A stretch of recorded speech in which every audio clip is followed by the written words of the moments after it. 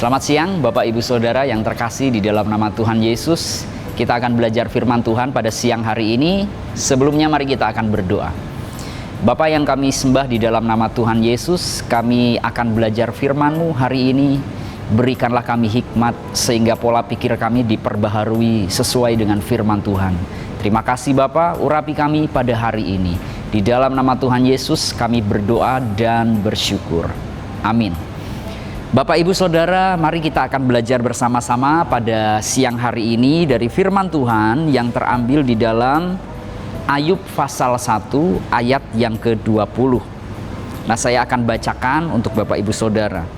Maka berdirilah Ayub lalu mengoyak jubahnya dan mencukur kepalanya, kemudian sujudlah ia menyembah. Nah Saudara, di dalam Alkitab mengatakan di ayat 20, Ayub ketika mengalami krisis, dia mengoyak jubahnya, mencukur kepalanya, kemudian dia menyembah Tuhan. Nah Saudara, mari kita belajar.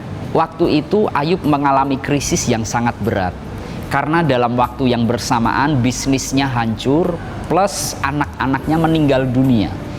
Jadi ini merupakan kedukaan atau krisis ganda yang dialami oleh Ayub. Tentu hal ini sangat membuat Ayub terpukul, karena dalam waktu yang bersamaan yang sangat dekat, Alkitab berkata pada hari yang sama, segala kekacauan, segala malapetaka dialami oleh Ayub.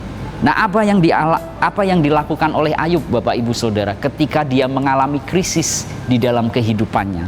Yang menarik, Alkitab berkata lalu Ayub mengoyak jubahnya. Ini simbol orang yang sedih dalam Perjanjian Lama. Biasanya mereka mengoyak jubah, menangis dan lain sebagainya.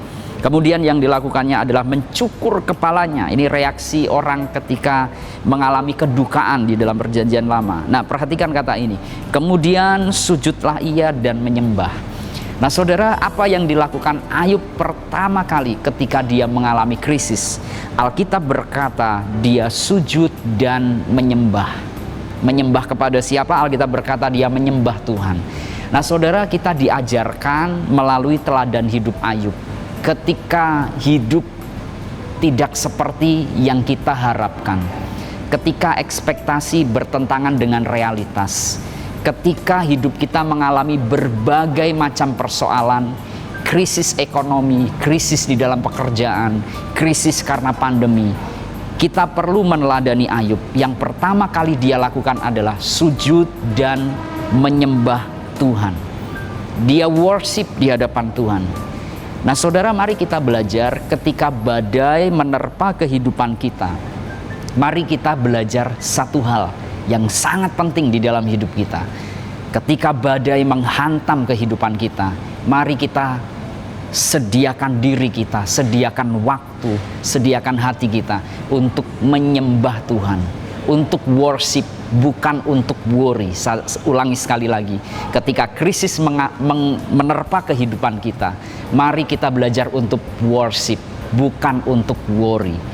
Nah, kita lihat di sini ketika Ayub menyembah Tuhan, di akhir hidupnya Tuhan pulihkan apa yang dia miliki, dan Tuhan pulihkan apa yang hilang di dalam hidupnya, Saudara. Nah, oleh karena itu supaya kita dipulihkan Tuhan, diberikan jalan keluar oleh Tuhan, mari ketika kita mengalami krisis kita menyembah Tuhan.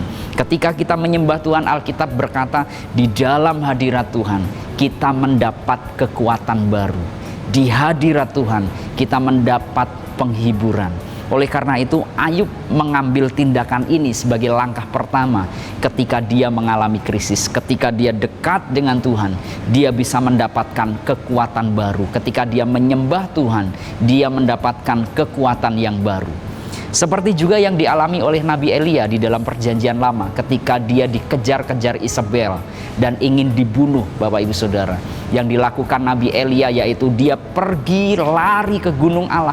Dia bukan pergi lari mencari perlindungan secara militer dan politik, tetapi yang dia lakukan, dia pergi lari cari gunung Allah, gunung Horeb, dan dia berdoa di situ. dan Tuhan berikan kekuatan yang baru. Nah, saya mau share dengan Bapak Ibu Saudara, mari di tengah krisis yang kita alami, ekspektasi tidak sesuai dengan realitas, mari kita perbanyak untuk menyembah Tuhan. Karena ketika kita menyembah Dia, kita berada di dalam hadirat Tuhan, kita mendapat hikmat, kita mendapat kekuatan baru. Tuhan Yesus memberkati. Mari kita akan berdoa. Terima kasih Tuhan atas firman-Mu pada hari ini. Meteraikan di dalam hati kami dan ajari kami untuk melakukannya. Di dalam nama Tuhan Yesus kami berdoa dan bersyukur. Amin.